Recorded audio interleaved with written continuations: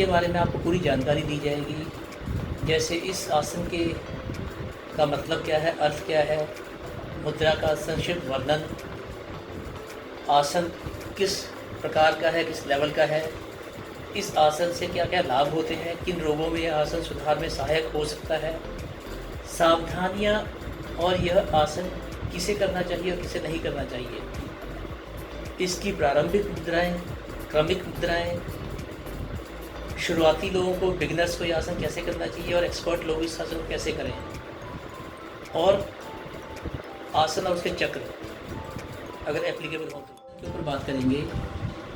और यहाँ पे हम आपको पूरी जानकारी देंगे।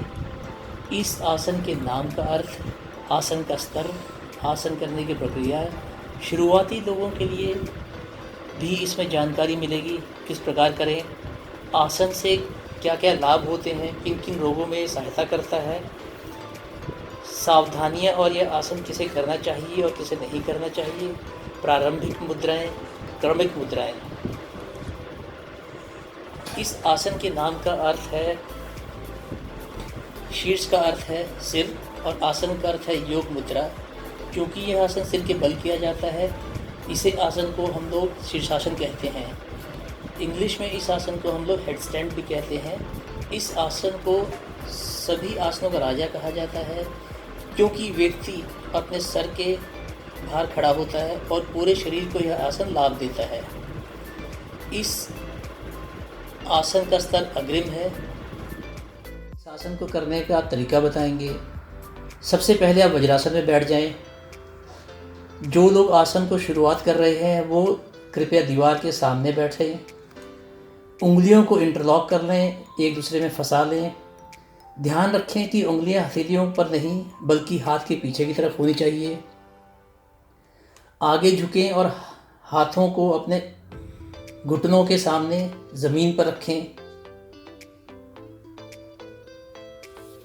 हथेलियां आसमान की ओर और कोहनियां को ज़मीन पर टिका दें।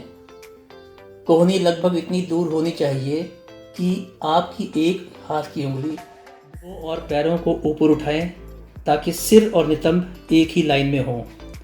और इस स्थिति में घुटने मुड़े हों और मुड़े हुए पैर के समांतर हों। अब आपका भार अग्रम कोहनियों पर और सिर पर होगा। शुरुआती लोग नितंबों को आराम देने के लिए दीवार का सहारा ले सकते हैं। अब धीरे धीरे संतुलन रखते हुए पैरों को ऊपर उठाएं और अब पूरा शरीर एक सीध में होगा। शुरुआत में लोग दीवार का सहारा ले सकते हैं। अगर दीवार का सहारा लेने में असमर्थ हों खुद से तो दूसरे व्यक्ति की सहायता लें। कृपया सुनिश्चित करें कि आपका शरीर सीधा है और पैर आकाश की ओर इशारा कर रहे हैं। यदि आपके पैर सीधी संतुलन रेखा में नहीं हैं तो इससे शरीर को नुकसान होगा और गर्दन में दर्द होगा।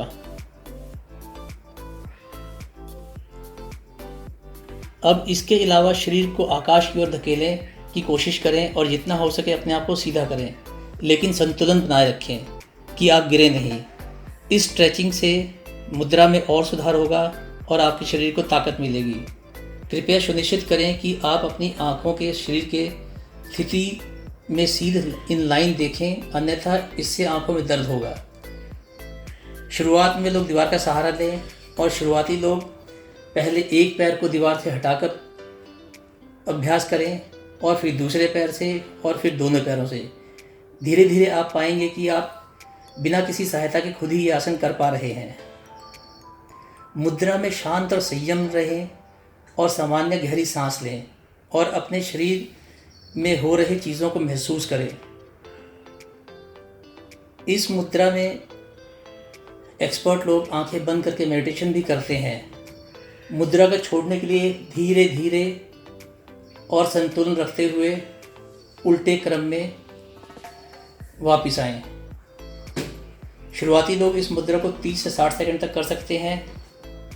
नियमित रूप से सामान्य लोग इसको अपनी सहनशक्ति के अनुसार धीरे धीरे समय 5 से 10 सेकंड रोज़ बढ़ाकर 3 मिनट तक कर सकते हैं।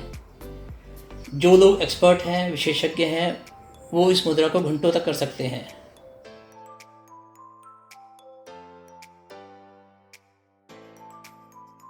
अब हम जानेंगे इस आसन से पहले या प्रारंभिक आसन कौन से कर सकते हैं। 2 तरह के आसन हम लोग कर सकते हैं, या तो अधोमुख शवासन या फिर हम लोग करें विपरीत करनी आसन। और इस आसन को करने के बाद में 2 तरह के आसन किए जा सकते हैं, या तो आप शवासन करें या फिर सर्वांगासन करें। शीर्षासन करने के बाद में सर्वांगासन करने से और लाभ पहुंचता है। दोस्तों, वीडियो देखने के लिए, सुनने के लिए धन्यवाद।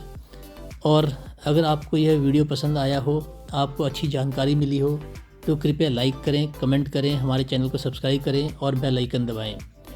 अब अगले वीडियो में हम आपके लेके आएंगे सर्वांगासन।